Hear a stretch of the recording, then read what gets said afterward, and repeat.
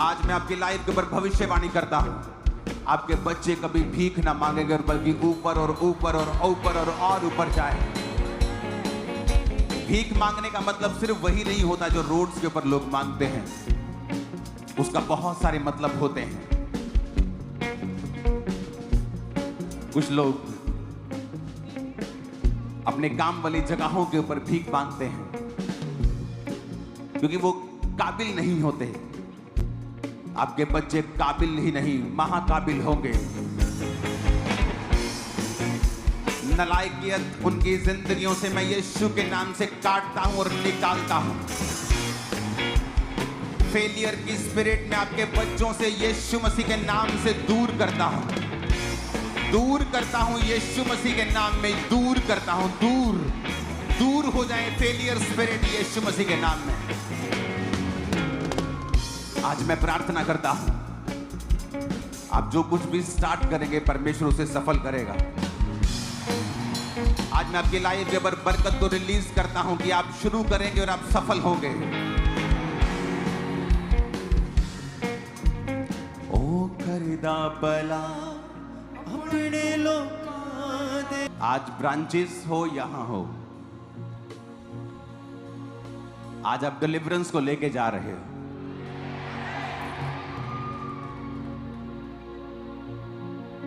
मैंने किसी को बैठने के लिए नहीं बोला, ये बीमारी सिर्फ चेयर सेक्शन वालों के अंदर है। 30 मई वीरवार शाम को 6 से 10 बजे तक बटाला में उठाओ अपने हाथों को। सुनो मेरी बात, नॉर्थ ईस्ट में बहुत से काम थे जो चर्च करना चाहती थी, लेकिन वहां पे राइट कॉन्टैक्ट्स नहीं मिलते थे। हमें बिलीवर्स थे, उनको फोन मिलाओ, कभी उनका नंबर चेंज होता था, कभी कुछ, क्योंकि जब प्रॉब्लम्स हुई थी वहां पे तो हमने बहुत कोशिश की वहां के लोगों से कांटेक्ट करने की, उनको मिलने की। अगर चर्च की ब्रांचेस वहां होती तो फिर पकड़ और होती। तो मेरा बिलीव है जो अब नॉर्थ ईस्ट में ब्रांच खुली है, ये परमेश्वर ने चर्च को एक नई ग्रेस दी है उस एरिया के लिए, और वो अब स्टार्ट हो चुकी है ये ग्रेस। और मेरा बिलीव है कि जल्दी पूरा नॉर्थ ईस्ट हम कवर करेंगे यीशु मसीह के नाम में। आप प्रार्थनाओं में रखेंगे, अपने घुटनों के बाहर आकर इस पोस्टर को उठाओ और प्रभु से कहो, परमेश्वर तेरी स्पिरिट इन्हें छुए। टेस्टिमनीज को बिठाकर हम बाद में लेते हैं साथ साथ। उठाओ अपने हाथों को, प्रभु की ग्रेस को मांगो, खुदा से कहो, परमेश्वर इस क्रूसेड में, इस मीटिंग में तेरा आत्मा लाखों को बचाए। ऐसी ग्रेस जो हमने पहले कभी ना देखी हो, हम उसे सभा में देखें। और याद रखो, जिस तरह के हालात चल रहे थे और शायद अब भी बिगड़ जाएं, तो इसके लिए आपको प्रार्थना करनी है कि कुछ भी बिगड़े ना और ये मीटिंग हो सके। अपने हाथों को उठा के इस मीटिंग के लिए प्रभु यीशु मसीह के सामर्थी नाम में हम मांगते हैं। जितनी आज ताकत है हाथों में, बस यूज करते रहना प्रभु के लिए। आमीन। एक नई ग्रेस, उसके लिए खुदा की तारीफ करो जोर से। मेरा ये बिलीव है कि नॉर्थ ईस्ट में काम करना बहुत जरूरी है। तो मेरा विश्वास है कि नॉर्थ ईस्ट में जो आज ब्रांच खुली है, वो आगे के आगे के आगे हम लेके जाएंगे यीशु मसीह की ग्रेस से, ताकि जब लोकल ब्रांचेस वहां पे होंगी तो पूरी पकड़ होगी हमारी, हम जो भी करना चाहेंगे हम कर पाएंगे। आमीन। अपने हाथों को उठा के कहो और सब लोग बैठ जाओ, वॉलंटियर्स बैठ जाओ जहां भी हो। आज ये पहली गर्मी है जब हम शेड में हैं, शायद आई थिंक पहली गर्मी है, पहली है ना, कि बच गए हम इस बार।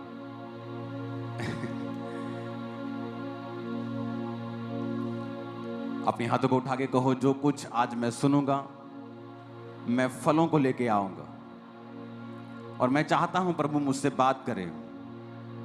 यीशु मसीह के सामर्थी नाम में हम मांगते हैं, आमीन। तो इस क्रूसेड को 29 मई बटाला आपको प्रार्थनाओं में रखना है कि ये हो, और कोई भी युद्ध की किसी भी ऐसी सिचुएशन में हम ना फंसे, क्योंकि वहां लाखों लोग खुदावंद की प्रेजेंस में होंगे। मौसम के लिए, हर चीज के लिए आपको प्रार्थना में रखना है, आमीन। क्योंकि परसों जब मैं फुल नाइट प्रार्थना में था, मैं परसों भी नाइट प्रार्थना में था, तो मैं कभी भी इस तरह से प्रार्थना में नहीं जाता हूं कि प्रभु मुझसे बात करे या मैं कुछ क्या करूं, मैं कैसे करूं। अब मेरा वो सिस्टम बन चुका है कि अब मुझे सिर्फ प्रार्थना में बैठना होता है, क्योंकि मेरा कोई भी प्रेयर का विषय नहीं होता अब। तो जब मैं प्रेयर से उठा तो परमेश्वर ने मुझे एक खास तरह का विजन, दर्शन दिया कि मुझे वो कंप्लीट करना है। तो आपको प्रेयर्स में रखना है इस विषय को भी, कि आने वाले हफ्तों के अंदर बड़ी बड़ी ब्रांचेस जो हैं पंजाब में ओपन होंगी, बहुत बड़ी बड़ी और बहुत शानदार। और ऐसे एरियाज में परमेश्वर का काम होगा जहां पहले नहीं हुआ, और ऐसे एरियाज में भी होगा जहां लोग परमेश्वर में हैं लेकिन डेड हो चुके हैं। तो जीवित चर्च का जाना बड़ा इंपॉर्टेंट है। बाइबल कहती है कि तुम मरे हुओं में जीवितों की तरह दिखाई पड़ते हो, तुम दीपकों की तरह हो, तुम ज्योति हो, तुम इस जगत की ज्योति हो। तुम जब जाओगे तो लोग अंधेरों से बाहर आएंगे। और बहुत ज़रूरी है ये बात लोगों को बताना कि प्रभु यीशु मसीह धर्म बदलने नहीं आए हैं, वो जीवन बदलने के लिए आए हैं। तो मैं आपको ये बातें इसलिए कह रहा हूँ कि आपको बताया जा रहा है नहीं, आपके लिए ये प्रेयर का विषय है। It is your prayer point, कि जब आप प्रार्थना करेंगे कि पंजाब की ब्रांचेस अब ओपन होने जा रही हैं, बड़ी ब्रांचेस होंगी, काफ़ी गिनती में वो नई ओपन होंगी, उनके लिए प्रार्थना करनी है। नॉर्थ ईस्ट में ब्रांचेस ओपन हो आपके लिए, आपको उन चीज़ों के लिए प्रार्थना करनी है। क्रूसेड्स ओपन हो चुके हैं, जैसे ही बटाला का ख़त्म होगा 15 दिन के बाद फिर क्रूसेड है। आपको उन चीज़ों के लिए प्रार्थना करनी है कि सब चीज़ें, मौसम, सारे सिस्टम, सारी परमिशंस मिल जाएं, कोई भी ऐसी घटना ना हो, कोई युद्ध शुरू ना हो थोड़ा बहुत भी, कि फिर वो चीज़ें अड़ जाएं या अड़क जाएं, क्योंकि शैतान हमेशा से सुसमाचार पर रुकावट डालना चाहता है।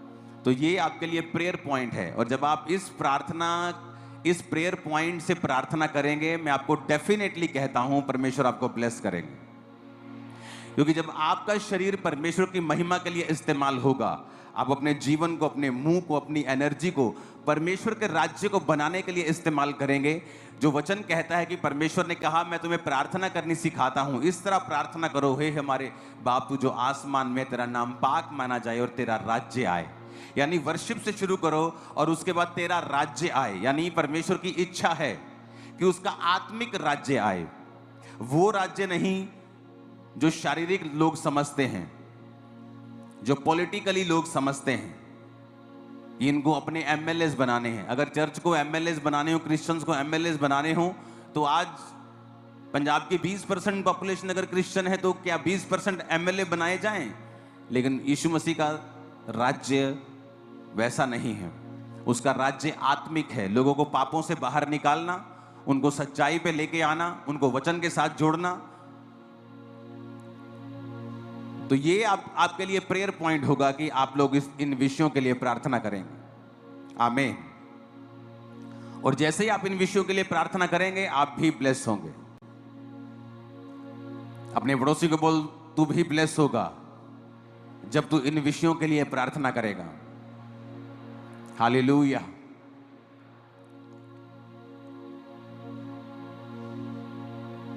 तो मेरा ये बिलीव है कि आप लोग इसे प्रेयर में याद रखेंगे और परमेश्वर का आत्मा हमें हेल्प करेगा राइट प्लेस को चुनने के लिए, राइट जगहों को चुनने के लिए, और वो डिवाइन हेल्पर्स को खड़ा करेगा, क्योंकि ये काम आसान नहीं होता। आपको 5 ब्रांचेस भी ओपन करनी है बड़ी, तो उनमें भी करोड़ों का खर्चा है। तो आपको प्रेयर करनी है, आपको बीजों को बोना है और प्रार्थना में ज्यादा आपको रहना है कि परमेश्वर सारे इंतजामों को करे। ऊंची आवाज में हालेलुया बोलो जरा। लूका 13 उसकी 1 से 5 आयत को अब मैं पढ़ूंगा। उस समय कुछ लोग आ पहुंचे और उन्होंने उन गलीलियों की चर्चा की जिनका लहू पिलातुस ने उन्हीं के बलिदानों के साथ मिलाया था। ये सुनकर उसने उनसे उत्तर में ये कहा, क्या तुम समझते हो कि ये गलीली सब गलीलियों से अधिक पापी थे कि उन पर ऐसी विपत्ति पड़ी? मैं तुमसे कहता हूं कि नहीं, यदि तुम भी मन न फिराओगे तो इसी रीति से नष्ट होंगे। या क्या तुम समझते हो कि वो 18 जन जिन पर शीलों का गुम्मट गिरा वो दबकर मर गए, यरूशलेम के और सब रहने वालों से अधिक अपराधी थे? मैं तुमसे कहता हूं, यीशु ने कहा, नहीं, मैं तुमसे ये कहता हूं कि यदि तुम भी मन न फिराओगे तो इसी रीति से नष्ट होंगे। बाइबल में लिखा है कि जीसस अपने लोगों से बात कर रहे हैं और यीशु ने कहा जिन पर 18 जन जिन पर शीलों का गुम्मट गिर गया था, और वो एक बिल्डिंग टाइप एक चीज आप समझ लो, कुछ मटेरियल गिरने से वो मर गए थे। क्या वो दूसरे जो यरूशलेम में लोग रहते थे, क्या वो उनसे ज्यादा पापी थे कि उन पे ये मुसीबत आई? जीसस ने कहा नहीं, वो ज्यादा पापी नहीं थे, परंतु उन्होंने मन नहीं फिराया था। कई बार हो सकता है आपका अविश्वासी मित्र एक बड़े पाप में हो और आप उसकी जिंदगी को देखते हो कि ये भी तो बहन है, ये भी तो चुगली करती है, और जीसस ने पूछा क्या वो ज्यादा पापी थे? कहते प्रभु पता नहीं। कहते जीसस कहते नहीं, वो ज्यादा पापी नहीं थे। हमें लगता है ये भी औरत तो चुगली कर रही है, ये मेरी ग्वांडन भी तो चोरी करती है बिजली की, ये भी तो कुंडी डालते ही हैं, ये मेरा साथी है, ये भी तो पेट्रोल चोरी करता है, ये भी तो गलत तरीके से बॉस से पैसे लेता है, इसको तो कुछ नहीं होता। लेकिन जीसस ने कहा ऐसा नहीं है। जिन पर शीलों का गुम्मट गिरा वो ज्यादा पापी नहीं थे, बल्कि उन्होंने मन नहीं फिराया था। यानी वो वचन को जानते थे और वचन जानते हुए भी उन्होंने मन नहीं फिराया था। हो सकता है यरूशलेम में रहने वाले लोग उनसे भी ज्यादा पापी हों, लेकिन मौत किन पे आई? जिनको वचन मालूम था और उन्होंने मन नहीं फिराया था। आप बाइबल को पढ़ के देखो, बिगेस्ट मिरेकल लोगों की लाइफ में तब शुरू हुए हैं जब उन्होंने मन फिराया है। जीसस का पहला प्रचार था मन फिराओ। यूहन्ना बपतिस्मादाता क्या बोलता था? मन फिराओ। मन फिराने का मतलब है नए तरीके से सोचो, अपनी सोच को बदल लो। वो व्यभिचार जो तुम्हें आम चीज लगती थी जब तुम अविश्वासी थे, अब वो आम चीज नहीं है, वो एक बड़ा गुनाह है तुम्हारे लिए। लोग करेंगे तो शायद अब उन्हें सजा मिले ना मिले, बाद में मिले, लेकिन अगर तुम करोगे तो परमेश्वर ने कहा तुम्हारी सजा दूसरों से ज्यादा होगी। खुद परमेश्वर का आत्मा कह रहा है कि पिलातुस ने जिन गलीलियों को मरवा दिया, क्या वो दूसरे गलीलियों से ज्यादा पापी थे इसलिए उन पे मुसीबत आई और बाकियों पे नहीं आई? परमेश्वर कहता नहीं, अगर तुम भी मन नहीं फिराओगे तो इसी रीति से, यानी कि इसी रीति से कहने का मतलब है कि दूसरे लोग जो तुम्हें जानते होंगे तुमसे भी ज्यादा पापी हो सकते हैं, लेकिन तुम जो वचन को जानते हो तुम्हारी सजा दूसरों से ज्यादा होगी। क्या तुम्हारी बरकत दूसरों से ज्यादा नहीं है? क्या तुम्हारी आशा दूसरों से ज्यादा नहीं है? अन्य जातियों को कोई आशा नहीं। आज युद्ध भी हो जाए तो तुम्हें पता है कि तुम्हारा परमेश्वर तुम्हें बचा लेगा। क्या तुम्हें ज्यादा आशा नहीं है? क्या तुम्हारी सुरक्षा ज्यादा नहीं है? क्या तुम्हारी ब्लेसिंग ज्यादा नहीं है? दूसरे को कोई बीमारी होगी उसे पता है मैं गया, क्रिश्चियन को होती उसे पता है कि मैं प्रार्थना कर सकता हूं और चंगा हो सकता हूं। क्या तुम्हारी पोजीशन ऊंची नहीं है? अगर तुम्हारी पोजीशन ऊंची है, तुम्हारी आशीष ज्यादा है, तुम्हारी आशा ज्यादा है, तुम्हारी बरकत ज्यादा है, तो तुम्हारी सजा भी ज्यादा है। जो तो साइकिल पे खड़ा है उसे क्या चोट लगेगी, गिर जाएगा। लेकिन जो 200 की स्पीड से गाड़ी में जा रहा है, अगर वो एक्सीडेंट होता है तो उसकी चोट भी ज्यादा है। तो परमेश्वर ने कहा तुम अगर मन नहीं फिराओगे तो इसी रीति से नष्ट होगे कि दूसरे लोग जो तुमसे ज्यादा अपराधी हैं, हो सकता है उनको वचन ना मालूम हो, लेकिन तुम जो वचन के जानकार हो, अगर तुम वही गुनाह और पाप करोगे तो तुम भी उसी रीति से नष्ट होगे कि हो सकता है तुम्हारा पाप कम हो लेकिन तुम्हारी सजा उन लोगों से ज्यादा होगी। क्या कहा परमेश्वर ने? तुम अंगूरों की वेल हो। उसने ये नहीं कहा तुम सेब का पेड़ हो, तुम अंजीर का पेड़ हो। सेब का पेड़ अगर सूख गया तो उसका फर्नीचर बना देंगे, बैट बना देंगे, फर्नीचर कर देंगे, दरवाजे बना देंगे, कुछ भी कर लेंगे। लेकिन अगर अंगूरों की बेल सूख गई तो उसकी कोई चीज नहीं बन सकती।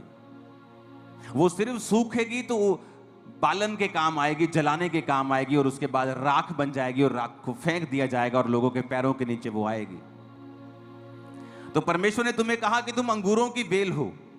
अगर तो तुम फल लाओगे, अगर तो तुम मेरे वचन में बने रहोगे तो बहुत सा फल लाओगे, और अंगूर बनाया जाएगा, तुम्हारा शरबत बनाया जाएगा, वो लोगों के मुंह में लगेगा, मालिक के मुंह पे लगाया जाएगा, तुम इज्जत पाओगे, तुम प्याले में होंगे।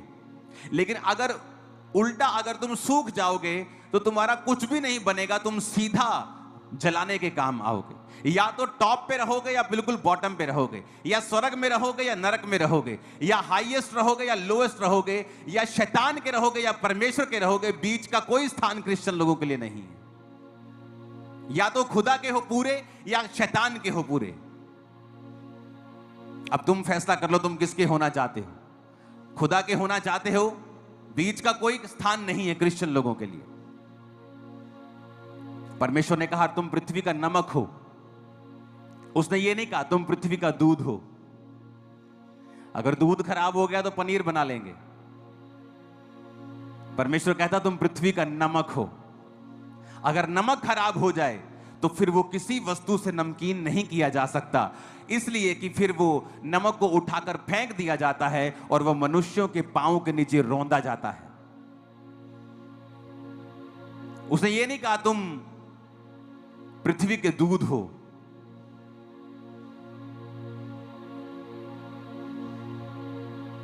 तुम पृथ्वी की गाजर हो, तुम पृथ्वी के सेब हो। उसने नहीं कहा। कहता तुम पृथ्वी के क्या हो? नमक हो। हर चीज तुम्हारे द्वारा स्वादिष्ट बनेगी। आप दुनिया की बेस्ट चीज लेके बनाओ और बिना नमक डाल के उसे खा के देखो, आपको मजा नहीं आएगा। नमक प्रिजर्व करता है। आप अचार को लंबा चलाना चाहते हैं, नमक डालना पड़ेगा। चीज को खराब होने से बचाना चाहते हैं, नमक डालना पड़ेगा।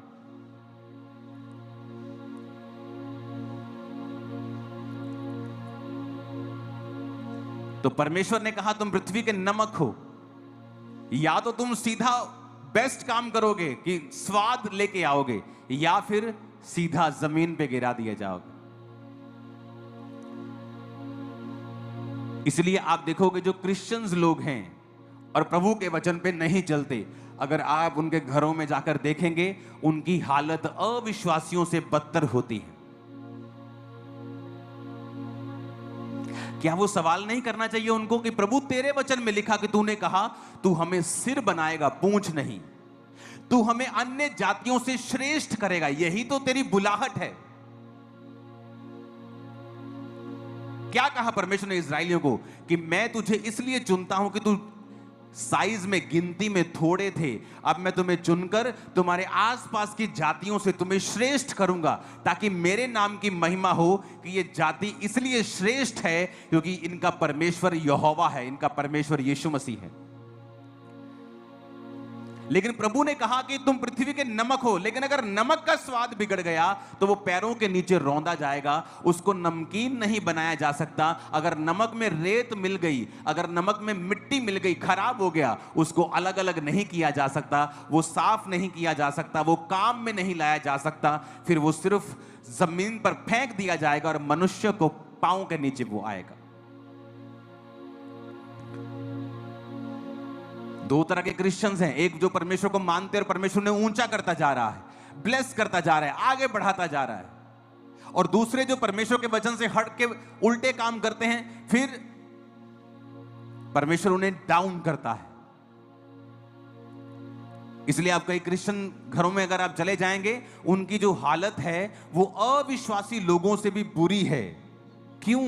क्योंकि वचन जब आप त्याग देंगे, आप जीवित चर्च का हिस्सा नहीं हैं, आप किसी सेवकाई का हिस्सा नहीं हैं, आप किसी बोने का हिस्सा नहीं हैं, आप प्रार्थना का हिस्सा नहीं हैं, आप चर्च नहीं जाते, आप किसी भी तरह के परमेश्वर के कामों में कोई हिस्सा नहीं डालते, आप मरे हुए क्रिश्चियन हैं, आप बिगड़ा हुआ नमक हैं, आप सूखी हुई बेल है, दाख की, अंगूरों की सूखी हुई बेल हैं। आपका अंत जलाया जाना है और आपका अंत पांव के नीचे आना है। आपकी हालत दूसरे लोगों से भी बुरी होगी, बाइबल ऐसा कहती है। क्योंकि बाइबल यह भी कहती है, अगर तू मेरी सेवा करेगा, मेरे साथ चलेगा, वफादार रहेगा, मैं तुझे अन्य जातियों से श्रेष्ठ करूंगा। समय तो दो परमेश्वर को ऐसा काम करने का, समय तो दो, उसे 10, 15, 20 साल अपनी जिंदगी के देकर देखो, उसको पूरी तरह से वचन पे चल के देखो, फिर परमेश्वर किस तरह से रास्ते निकालता है, वो किस तरह से डिवाइन हेल्पर्स की आपकी लाइफ में एंट्री करता है, किस तरह से आपके माइंड को चेंज करता है, आपकी सिचुएशंस को चेंज करता है, आपके फाइनेंस को चेंज करता है, आपकी जिंदगी में ऐसी घटनाएं करता है जो आपने प्लान नहीं की, लेकिन परमेश्वर का आत्मा आपको आगे लेके जाएगा। और ये भविष्यवाणी है कि आज से वो आपको आगे ही लेके जाएगा और बरकत देगा। आपको भरोसा रखना है। अपने पड़ोसी को जोर से बोलो, भरोसा रखना है। जोर से कहो पड़ोसी से, बोलो खुदा पे भरोसा रखना है। काली नहीं पानी। पंजाबी जो बोलो पड़ोसी नु, बोलो काली नहीं पानी। आमीन। उसने कहा, या तो मैं तुमको मुंह में लगाऊंगा अंगूरों के रस के रूप में, या फिर सीधा जलाऊंगा। तुम्हारा फर्नीचर नहीं बनेगा। इसलिए रिस्की बिजनेस में हो आप, और फेल होने का कोई चांस नहीं अगर आप ना चाहें तो। आपका पाप आपको फेल कर सकता है, आपकी अनाज्ञाकारिता आपको फेल कर सकती है।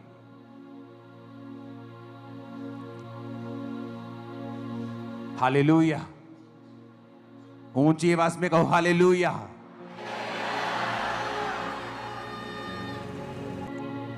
तो आपको यह बात बड़े ध्यान से समझनी है कि क्यों परमेश्वर ने मुझे पृथ्वी का नमक कहा है, क्यों मेरे परमेश्वर ने मुझे अंगूरों की बेल कहा है। उसने कुछ किसी कारण कहा है।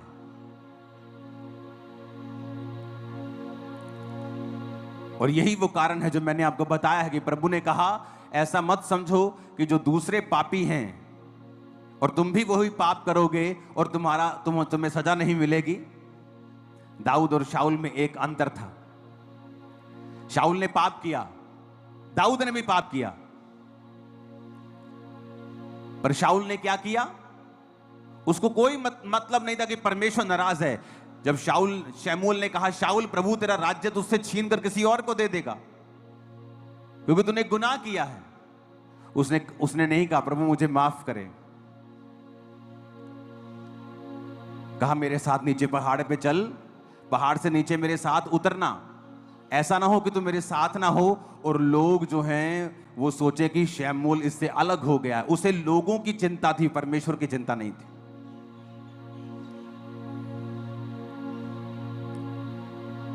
उसे परमेश्वर की चिंता होनी चाहिए थी। दाऊद दूसरी तरफ जब पाप करता है और जब नातान नबी उसके पास आता है तो नातान नबी कहता है कि तूने गुनाह किया। दाऊद कहता परमेश्वर मुझे माफ करे। नातान कहता प्रभु ने तुझे माफ कर दिया। हालांकि दाऊद को उसकी सजा मिली, प्रभु ने उसे सजा दी, प्रभु ने उसे राजा की गद्दी से नहीं हटाया, लेकिन हां उसे बहुत ह्यूमिलेशन का, उसे बेइज्जती का सामना करना पड़ा और उसके घर में विद्रोह हुआ। जैसा उसने तलवार से दूसरे को मरवाया था, यानी जो कुछ उसने बोया था वैसा उसको काटने को मिला। हाथों को उठा के ऊंची आवाज में हालेलुया बोलो।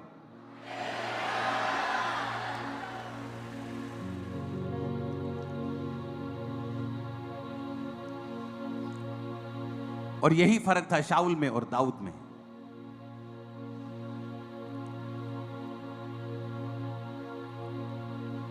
आप कोई गलती करता है, आप सदूकी और फरीसी बन जाते हैं। तो वचन कहता है जब एक औरत को जो व्यभिचार में पकड़ी गई थी, कहां लिखा था व्यभिचार नहीं करना?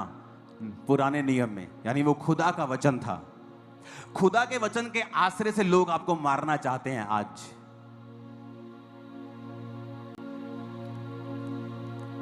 और जब लोगों ने कहा कि हम इसे पत्थरवा करना चाहते हैं क्योंकि मूसा की पुस्तक में लिखा है इसको पत्थरवा करके मार दिया जाए, तो जीसस ने कहा तुम में से जो निष्पाप हो पहले इसको पत्थर मारे। और किसी ने सोचा होगा, कोई बहुत चालाक होगा, सोचा होगा इसको कैसे क्या मालूम होगा, मैं निकालता हूं। जैसे वो पत्थर उठाने लगा, जीसस क्राइस्ट उसके पाप जमीन पे लिखने लगे। उसे लगा पोल खुल जाएगी, भाग जाओ।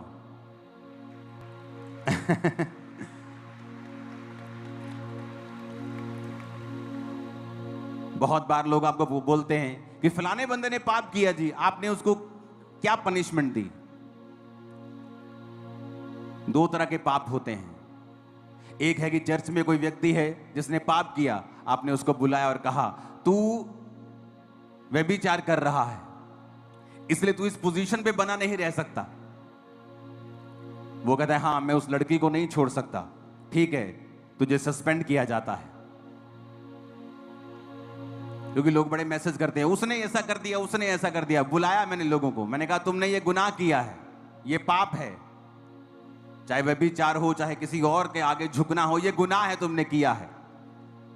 जब अगले की आंख में पहले से ही 10,000 आंसू हैं, तो परमेश्वर कहता अगर तेरा भाई माफी मांगता है तो उसे क्या कर, माफ कर।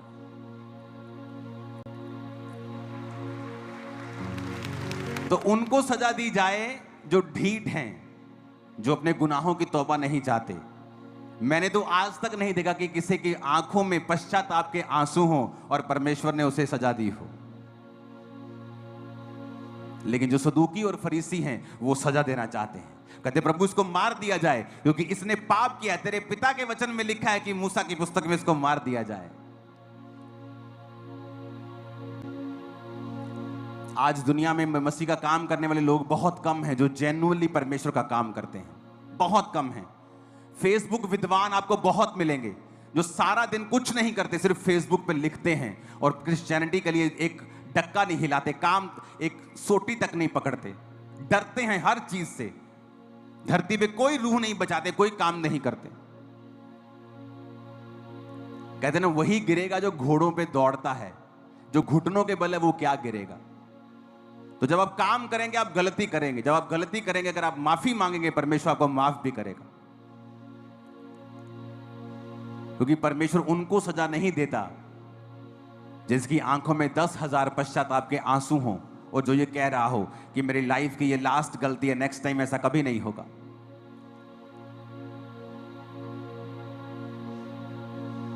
काश प्रभु यीशु मसीह सच में कहीं तू फरीसियों के जैसा नहीं था। तो पतरस ने जब परमेश्वर का इनकार किया था, परमेश्वर कहते मैं तेनू क्या सी ना, मैं तेनू क्या सी कि तू मेरा इनकार करना, जा पा जा, मैं तेनू नहीं बुलाना। बाइबल कहते जब पतरस गिरा, यीशु मसीह पास जाके पतरस को बोले पतरस किदा ठीक ठाक, do you love me Peter? हाँ प्रभु मैं तुझसे प्यार करता हूं। दूसरी बार, क्या तुम मुझसे प्यार करता है? हाँ प्रभु मैं तुझसे। तीसरी बार पतरस शक में चला गया, प्रभु तुम मुझसे बार बार क्यों पूछ रहे हो? परमेश्वर ने कहा तूने 3 बार मेरा इनकार किया था, अब 3 बार मेरा इकरार भी करके मैं तुझसे प्यार करता हूं। हालेलुया। तो वो कौन बना? चेलों का अगुवा था वो, कलीसिया का खंबा था वो। क्योंकि आज भी सदूकी फरीसियों की आत्मा कलीसियाओं में काम करती है, वो नष्ट करना चाहते हैं एक दूसरे को। वचन कहता है जब आप कुलस्सियों 3 उसकी 13 आयत में पढ़ते हैं, यदि किसी को किसी पर दोष देने का कारण हो तो एक दूसरे की सह लो, एक दूसरे के अपराध क्षमा करो, जैसे प्रभु ने तुम्हारे अपराध क्षमा किए वैसे ही तुम भी करो। लेकिन आज इफिसियां 4 उसकी 32 में लिखा है एक दूसरे पर कृपाल और करुणामय हो, और जैसे परमेश्वर ने मसीह में तुम्हारे अपराध क्षमा किए वैसे ही तुम भी एक दूसरे के अपराध क्षमा करो। मैं आपको फिर से कह रहा हूं, जो लोग मसीहत में काम कर रहे हैं, चाहे वो एक्शन कमेटी हो, खामरा चर्च हो, आने वाले समय में वो 10,000 गुना चमकने जा रहे हैं और बड़े काम करने जा रहे हैं। क्योंकि जो पश्चाताप के आंसू होते हैं वो आदमी को बहुत आगे ले जाते हैं। जो ढीठ आदमी होते हैं वो हटा दिए जाते हैं। और दाऊद पश्चाताप किया, रोया, और शाऊल को अपनी चिंता थी, दाऊद को परमेश्वर की चिंता थी। तो दाऊद इसीलिए आगे बढ़ा और लाइफ टाइम ऐसा राजा था वो जिसे उसकी गद्दी से कोई हटा नहीं पाया। बूढ़ा होकर अपनी उम्र को भोग कर वो परमेश्वर में सोया और उसका बेटा उसके स्थान पर राजा बना। आपके परमेश्वर के साथ रिलेशनशिप है, आप पीछे मत जाएं। शैतान ने कुछ आपकी लाइफ में कुछ किया, आपने कुछ गलती की, आगे बढ़ें, उस गलती को फिनिश करें, आगे बढ़ें, फास्टिंग करें, रोजे रखें, एक नए अटैक के साथ, नई फायर के साथ शैतान के राज्य को फिर से खत्म करें। हालेलुया। और मेरा बिलीव है आने वाले समय में आप एक बड़ी बेदारी का कारण होंगे। एक बहुत बड़ी बेदारी, बहुत बड़ी बेदारी, बहुत बड़ी बेदारी। आप खुद हैरान होंगे कि किस तरह से नदियों की तरह लोग परमेश्वर में आ रहे हैं। हालेलुया।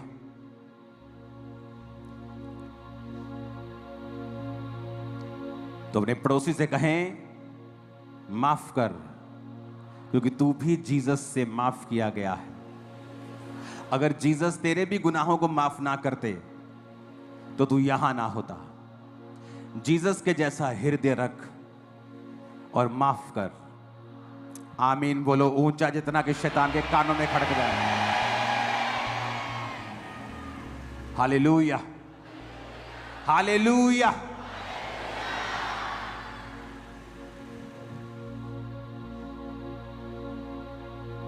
प्रार्थना कर ताकि तू परीक्षा में ना पड़े। आपको लगता है आपका शरीर हावी हो रहा है, आप किसी समाज के बहकावे में आ गए, या आप व्यभिचार के बहकावे में आ गए, या आप नशे के बहकावे में आ गए, क्योंकि आपके शरीर की अभिलाषा आप पर हावी हो गई, तो रोजे रख लो। आप जैसे रोजे रखेंगे आपके शरीर की अभिलाषाएं मर जाएंगी। आपको शरीर तंग करता है, रोजे रख लो। व्यभिचार तंग करता है, रोजे रख लो। आपके शरीर में ऐसी गंदी आदतें हैं, आपके जीवन में ऐसी चीजें हैं जिनसे आप नफरत करते हैं लेकिन आप रोक नहीं सकते उन्हें, रोजे रख लो। आप रोजे रखेंगे, प्रार्थना करेंगे, प्रभु आपको ग्रेस देगा। आप उन चीजों को तोड़ दोगे, उस सारे बंधनों को आप तोड़ दोगे।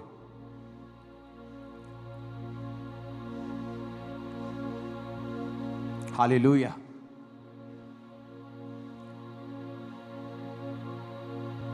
हमें वही स्पिरिट रखनी है जो जीसस के अंदर थी। कुछ ऐसे लोग होते जो अपनी गलती गुनाह को मानते नहीं, बल्कि आगे से चौड़े हो जाते हैं। और दाऊद की तरह भी कुछ होते जो बोलते हैं, हाँ हमसे मिस्टेक हो गई। हम पश्चाताप करते हैं, हम फास्टिंग में पश्चाताप करते हैं, हम आंसुओं के साथ पश्चाताप करते हैं। नेक्स्ट टाइम से ऐसा लाइफ में कभी नहीं होगा। कुछ लोग ऐसे भी होते हैं। तो ऐसी कैटेगरी में हो जो हर वक्त परमेश्वर के साथ रहना चाहता है, जो काम करना चाहता है। और जीसस का काम है रिस्टोर करना, नाश करना नहीं। वो आपको रिस्टोर करेगा, आपके परिवारों समेत फिर से बनाएगा। आपको जो टूटा हुआ है फिर से बनेगा। यीशु मसीह का आत्मा कह रहा है डिलीवरेंस मीटिंग है, आपका परिवार जोड़ा जाएगा, फिर से टूटा हुआ परिवार फिर से जुड़ेगा, फिर से जुड़ेगा। टूटा हुआ परिवार जो आपका टूट चुका है फिर से वो जुड़ना शुरू होगा। जो फाइनेंस बिजनेस गिर चुका है वो फिर से बढ़ना शुरू होगा यीशु मसीह के नाम। आपकी नौकरी के ऊपर आप बरकत को पाएंगे और फेवर को पाएंगे यीशु मसीह के नाम। सारी अंधकार की शक्तियां श्रापित हो जाएंगी आपकी लाइफ में। मैं भविष्यवाणी करता हूं आज से उनका कोई असर आपकी लाइफ पे नहीं होगा। आमीन। ऊंचाई आशीष आपकी है चर्च। हालेलुया। खड़काओ जोर से। हालेलुया। शैतान का राज्य ऐसे हिलने वाला नहीं है, उसको खड़काना पड़ेगा। हालेलुया। उसको हिलाना पड़ेगा, उसको झिझोड़ना पड़ेगा शैतान के राज्य को। आत्मा में मजबूत रहें, प्रार्थना में तैयार रहें। आने वाले समय में जहां भी आपको खड़े होना पड़ता है परमेश्वर के लिए, चर्च के लिए, लोगों के लिए, क्रिश्चियनिटी के लिए, बिना मैसेज जाए स्पेशल कि मुझे मैसेज आएगा मैं तब खड़ा होऊंगा, खड़े हो जाना खुदाबंद के लिए। मैं आपको सच कह रहा हूं, परमेश्वर आपकी ओर देख रहा है। यह भविष्यवाणी थी कि पूरे वर्ल्ड से ऐसे लोग जो इंडियंस नहीं थे, भविष्यवाणियां की गई थी कि पंजाब से बेदारी शुरू होगी जो पूरी दुनिया तक जाएगी।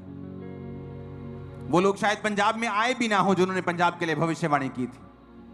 परमेश्वर जानता था क्या होने वाला है, वो जानता है क्या होने वाला है, शैतान को भी मालूम है क्या होने वाला है। आओ मिलकर प्रार्थना में रहेंगे, फास्टिंग में रहेंगे, उसके राज्य के लिए काम करते रहेंगे। और मेरा पिता, मेरा परमेश्वर जब आपको उसके राज्य के लिए वफादारी के साथ काम करता हुआ देखेगा, वो आपको सुरक्षित रखकर, आपको आशीषित कर कर ऊंचा लेके जाएगा। और हर वो आंख जो आपको शर्मिंदा देखना चाहती है खुद शर्मिंदा होगी यीशु मसीह के नाम में। मैंने कहा हर वो आंख जो आपको नीचा देखना चाहती है खुद नीचे होगी, तो आपकी आंख नीचे नहीं होगी। लोग इंतजार कर रहे हैं कब आप गिरें और वो आपका फायदा उठाएं। मैं यीशु मसीह के नाम में भविष्यवाणी करता हूं, ये घमंड नहीं, वो लाइफ टाइम वेट करते हुए मर जाएंगे लेकिन आपको गिरता हुआ कभी ना देखेंगे। आमीन। मेरे को ऊंचा चाहिए और साथ चाहिए यीशु मसीह के नाम में।